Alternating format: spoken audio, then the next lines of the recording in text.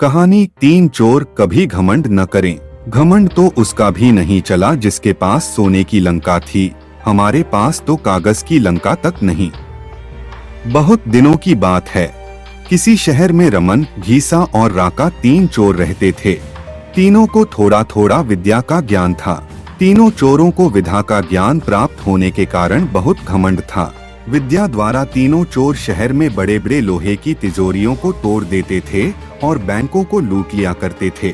इस तरह तीनों चोरों ने शहर के लोगों की नाक में दम कर रखा था। एक बार तीनों चोरों ने एक बड़े बैंक में डकैती करके सारा माल उड़ा दिया।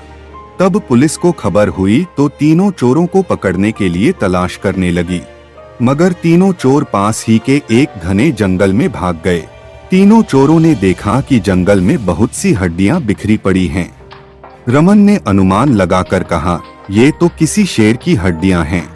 मैं चाहूँ तो सभी हड्डियों को अपनी विद्या के ज्ञान द्वारा जोड़ सकता हूँ। घीसा को भी विद्या का घमंड था, तो वह बोला, अगर ये शेर की हड्डियां हैं तो मैं इनको अपनी विद्या द्वारा शेर की खाल तैयार कर उसमें डाल सकता हूँ। रमन और घीसा की बात सुनकर राका का भी घमंड उमड़ पड़ा और उसने कहा, तुम दोनों इतना काम कर सकते हो तो मैं भी अपनी विद्या द्वारा इसमें प्राण डाल सकता हूँ।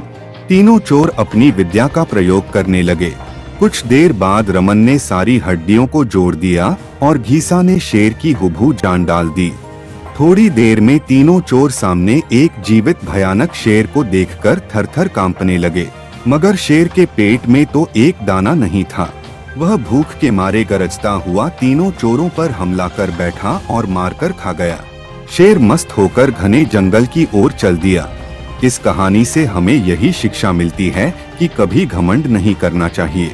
घमंडी को हमेशा दुख का ही सामना करना पड़ता है। यदि तीनों चोर अपनी विद्या का घमंड न करते तो उन्हें जान से हाथ न धोने पड़ते। हमें अपनी विद्या का प्रयोग सोच समझकर करना चाहिए।